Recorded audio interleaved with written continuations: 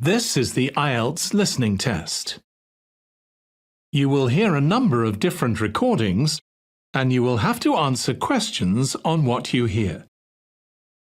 There will be time for you to read the instructions and questions, and you will have a chance to check your work. All the recordings will be played once only. The test is in 4 parts. At the end of the test, you will be given 10 minutes to transfer your answers to the answer sheet. Now turn to Part 1.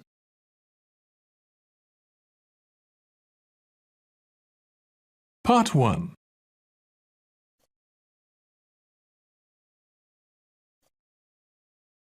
You will hear a woman telephoning a farm to inquire about a part-time job. First, you have some time to look at questions 1 to 6.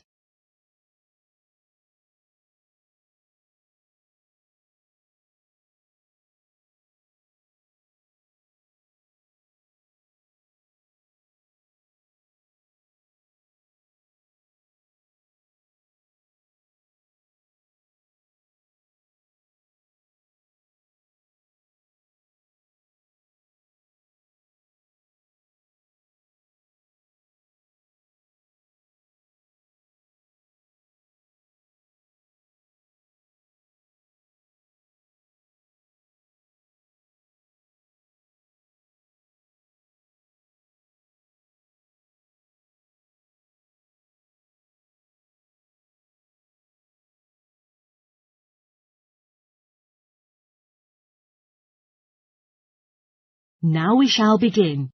You should answer the questions as you listen, because you will not hear the recording a second time. Listen carefully and answer questions 1 to 6. Nature Farm speaking. How can I help you? Hi, morning. I'd like to get some information about the part-time job of fruit picking in the advertisement. I was wondering if you still need some extra hands? Yes, I do. May I take some of your information first? What's your name? Sophie Harries. That's Harries. Nice to talk with you, Sophie. And where are you currently staying?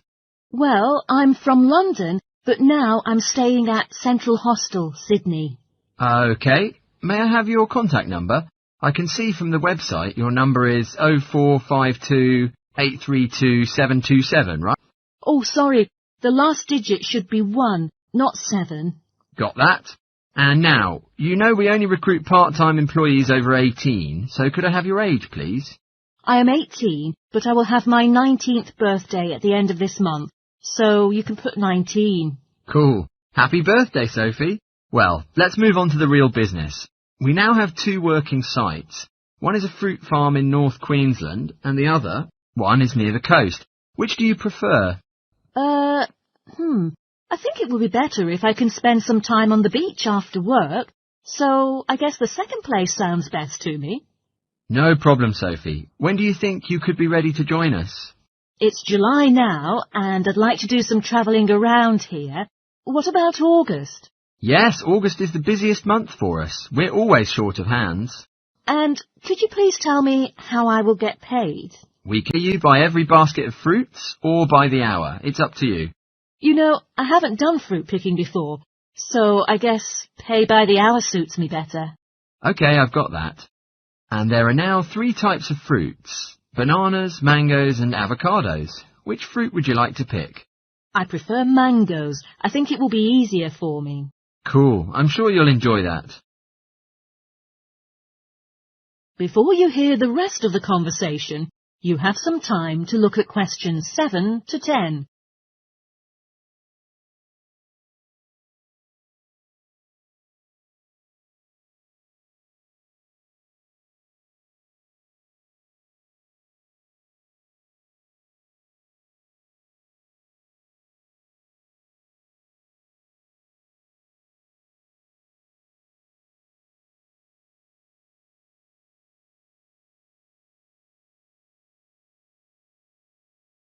Now listen and answer questions 7 to 10.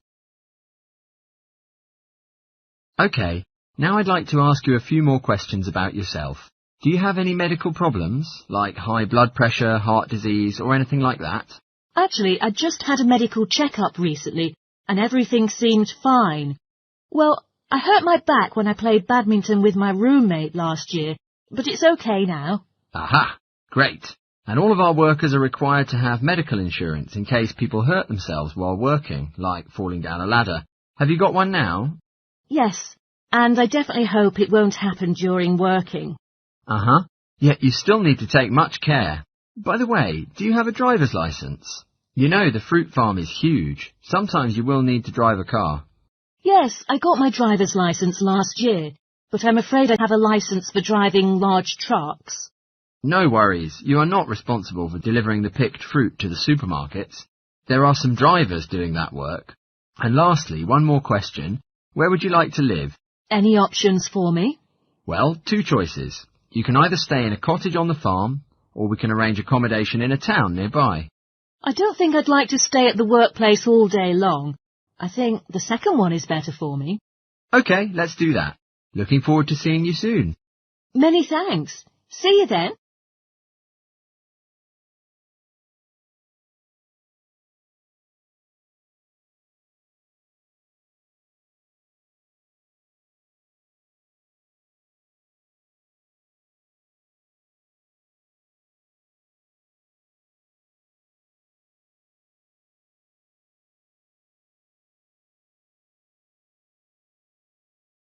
That is the end of part 1.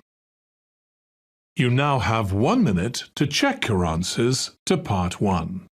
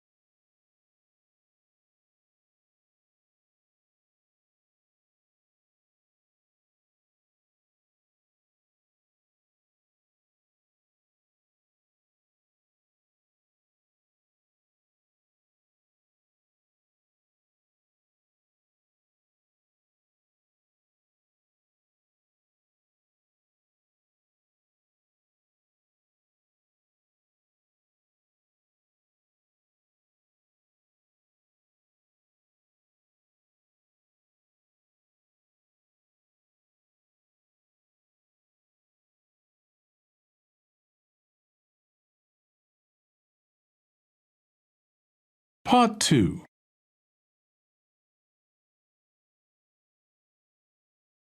You will hear a man making a presentation to local school committees. First, you have some time to look at questions 11 to 16.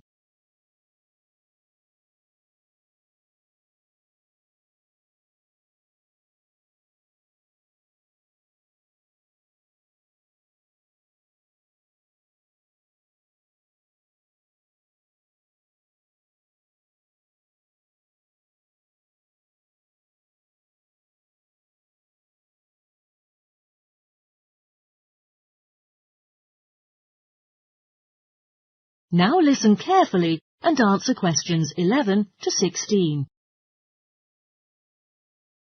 Well, good evening everyone, and thanks for coming tonight. As you all know, I've been asked to report to local school committees in the new Graces Creek activity camp, which is in the final stages of construction as we speak. So let's first of all have a look at a sketch of the overall layout. I'll point out the major features and show you a few slides of the facilities as we go. Remember that some of them are a work in progress. Well, as you see, the site is roughly rectangular and it's bordered on the south by Graces Creek. This is a narrow and fairly slow-moving stream that's been cleaned up a lot in recent years, actually. Now, if you approach from the south, you cross Graces Creek and turn right into the camp. So coming from the north, you'll see a bus stop just before you get to the camp itself. From the main gate, the driveway turns immediately left around the edge of the camp, and while you're on the driveway, if you look right, down to the opposite end of the space across the lake, you can see the student dormitory, the largest building on the site. You'll see that there's a shared jogging and walking track which runs next to the driveway, and in fact runs all around the perimeter of the camp next to the wall. Now, going back to the driveway, Just before the drive turns right, there are a couple of tennis courts, but they're not quite ready for use yet. And in the corner there, opposite the tennis courts, is the basketball court. It seems to be more popular with the kids than tennis these days. OK, so the path turns left into that large rectangular space, which is the car park, obviously, with space for about 80 cars and up to 5 coaches. So coming back out of the car park, you can turn left onto the jogging track to walk around to the student dormitory. As you go, you pass a couple of small chalets on the right, which are the permanent staff houses. While we're on the topic of accommodation, there's also a guest hostel in the centre of the south side. That's directly overlooking the lake, and it's for business groups. The climbing wall is just to the left of it. The lake, by the way, is artificial, but it is just deep enough for kayak training and even windsurfing or paddleboarding. That small building on the edge of the lake is the boathouse for the storage of all the water sports equipment. Now, the stream can also be used for kayaking, and there's a small gate in the south wall leading out to it. It's a great spot for picnics too, so there's a picnic shelter just there. Before you hear the rest of the talk, you have some time to look at questions 17 to 20.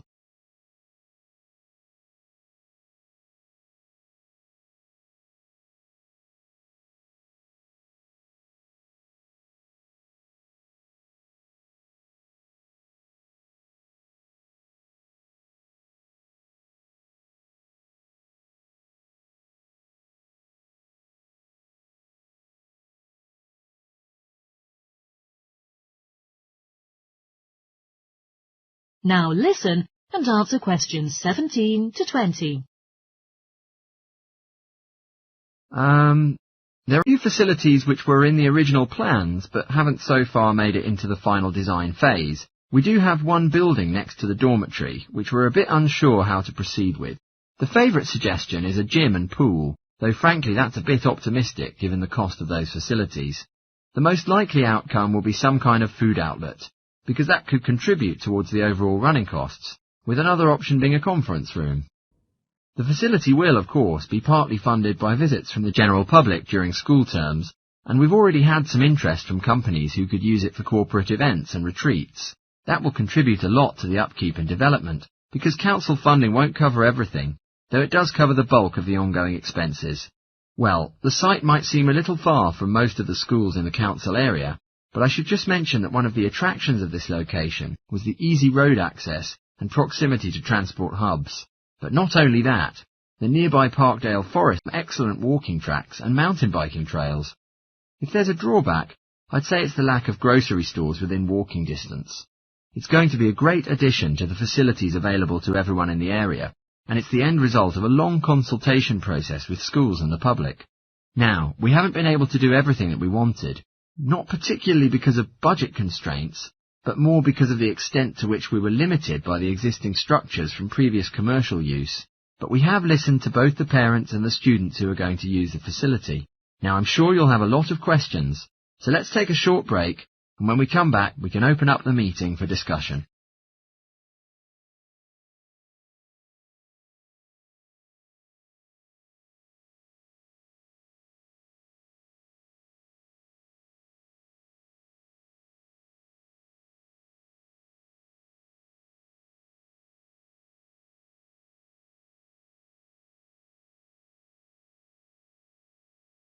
That is the end of part 2.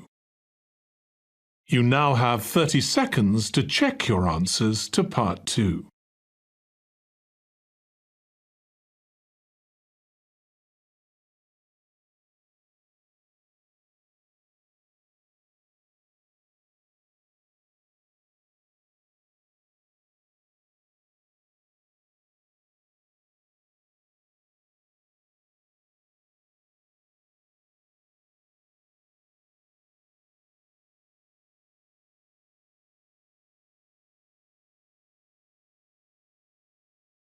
Part 3. You will hear 2 geography students talking. An older student called Howard is giving advice to a younger student called Joanne on writing her dissertation. First, you have some time to look at questions 21 to 24.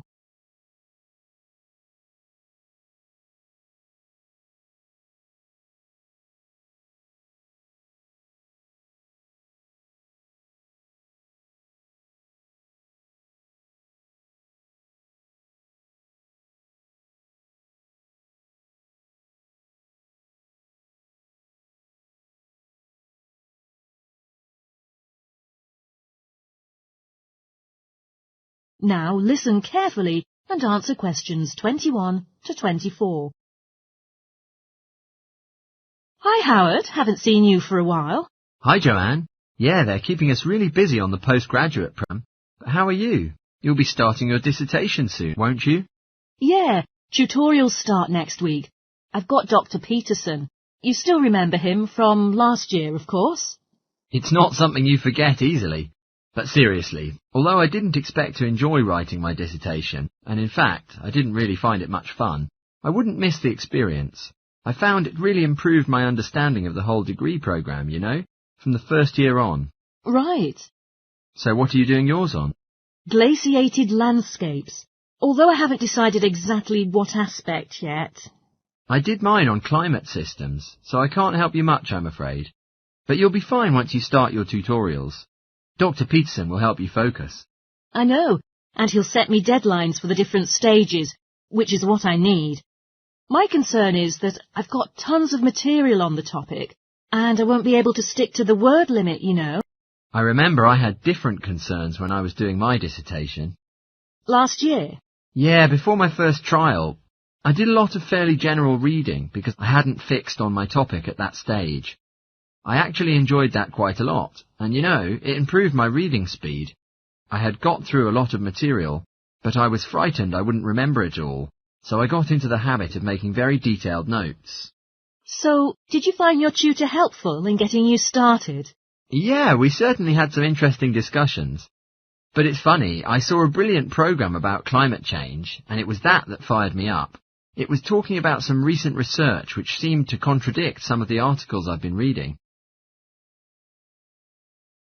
Before you hear the rest of the talk, you have some time to look at questions 25 to 30.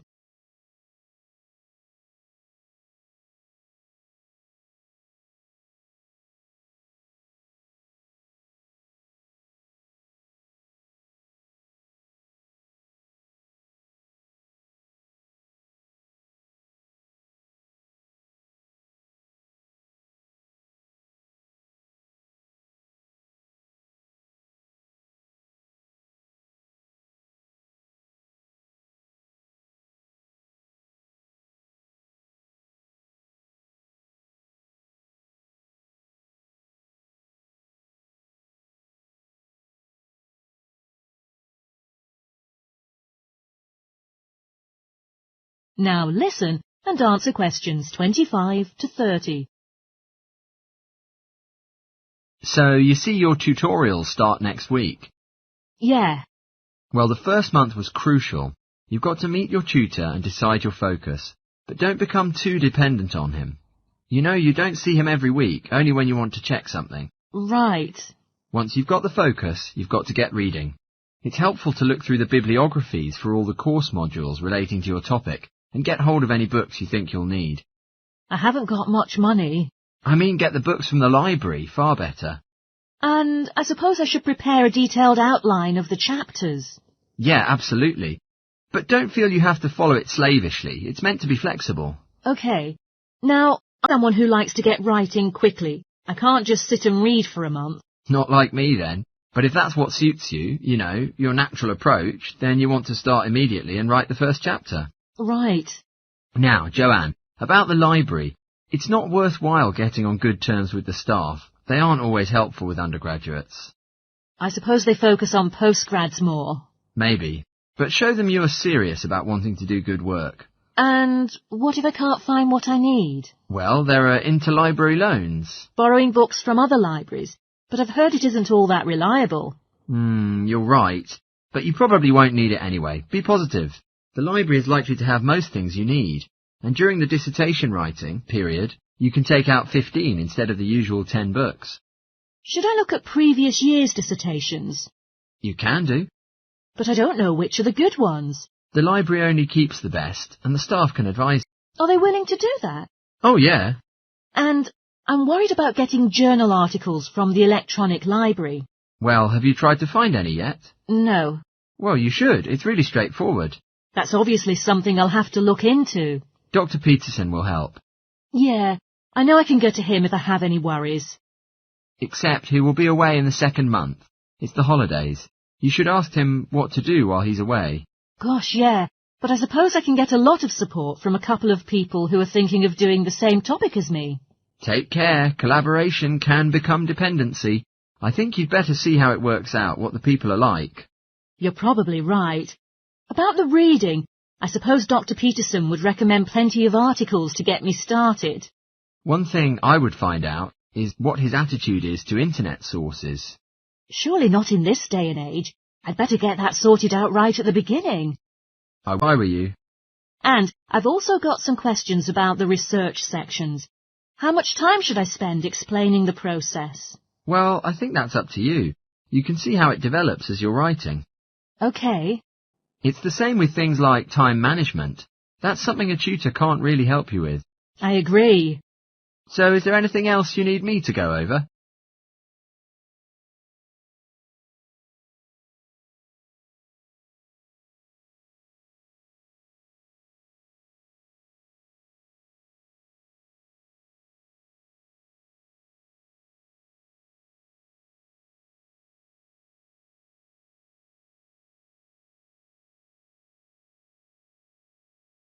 That is the end of Part 3. You now have 30 seconds to check your answers to Part 3.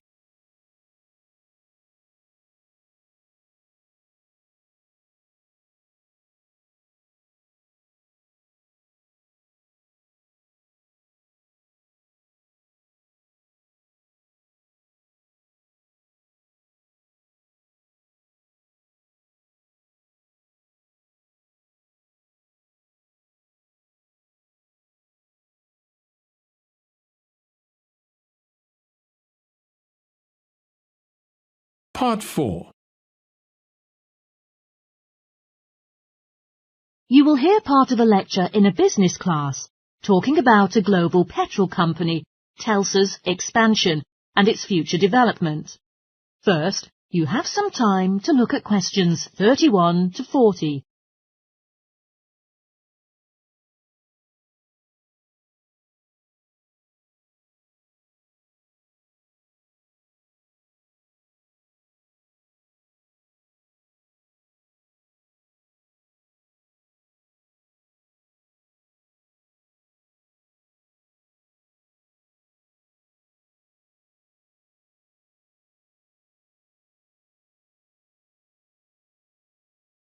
Now listen carefully and answer questions 31 to 40. Welcome, ladies and gentlemen, to the second lecture in our series on chain stores in the UK. Today, I'll be focusing on a very successful global petrol company called Telsa, paying particular attention to their expansion and future development. There will be time for questions at the end, so please refrain from interrupting during the talk. When it was founded, the company was a family-run organisation with only one shop open in a small town in southern England. The family was able to compete with other local companies by offering special discounts for returning customers, which resulted in a massive expansion of their client base. This strategy was so successful that they were able to open petrol stations across the country, subsequently increasing their market share in England. Within a decade, Telsa was running establishments throughout the UK, including Wales and Scotland. By comparing the sales income from all of their stores, they were able to collect data that highlighted which areas were the most profitable stations in the south of Scotland. They discovered that by closing the less useful stations in the south of Scotland, they could increase income from their other more profitable stations. This example demonstrates the importance of continually monitoring and maintaining a clear view of the finances of the company. Once the expertise required to run the company had exceeded the abilities of the family, they needed to hire professional consultants. After assessing the company's financial statements, the consultants advised that Telsa close the head office of the convenience stores in Oxford. They deemed the head office unnecessary and identified it as a financial drain on the company, as the premises were expensive to run and generated no income. To avoid firing any employees, they transferred over 200 staff to other offices and retrained them to carry out their new roles. Now that Telsa had conquered the petrol market in the UK, they were able to branch out into other niche areas that offered prospects for profits. They realised that they could establish a new environmentally friendly brand image by selling fresh food their convenience stores that had been grown by local farmers. This strategy would not only broaden the scope of the company, but also help to strengthen its relationships with local communities. Every year, TELSA holds a meeting in London, where all of the consultants and managers meet to discuss plans for development and improvement. These meetings are essential to the evolution of the company, as feedback is heard from all levels of the organisation, from the sales staff to the CEOs. They did this by assigning every manager the task of holding staff discussions, at which ideas and concerns would be passed on for evaluation at the meeting. TELSA decided to accommodate the individuality of each of their stores, instead of forcing them to conform to one overriding company identity. They realized that by increasing the flexibility of the profit-making strategies of each of the retail stores, they subsequently became more commercially successful. The level of staff satisfaction also doubled as a result. Individuals felt they were not being constrained to one way of thinking. To avoid misunderstandings and mistakes, any future changes were introduced in stages to familiarize the staff with the new regulations. Now, it's time to conclude the lecture for today, so I will leave you with some food for thought before you go. To run a successful business, one cannot underestimate the importance of maintaining open-mindedness when deciding on strategies for expansion. Sometimes it's necessary to employ an independent consultant who can offer an objective and unbiased view on the running of your company.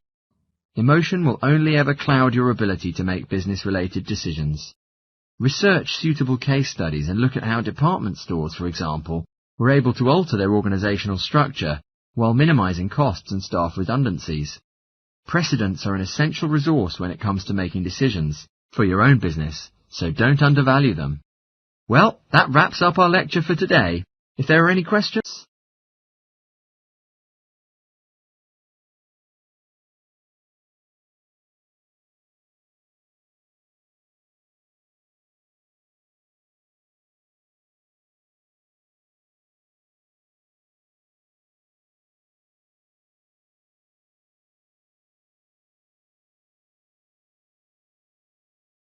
That is the end of Part 4. You now have 1 minute to check your answers to Part 4. That is the end of the listening test. In the IELTS test, you would now have 10 minutes to transfer your answers to the answer sheet.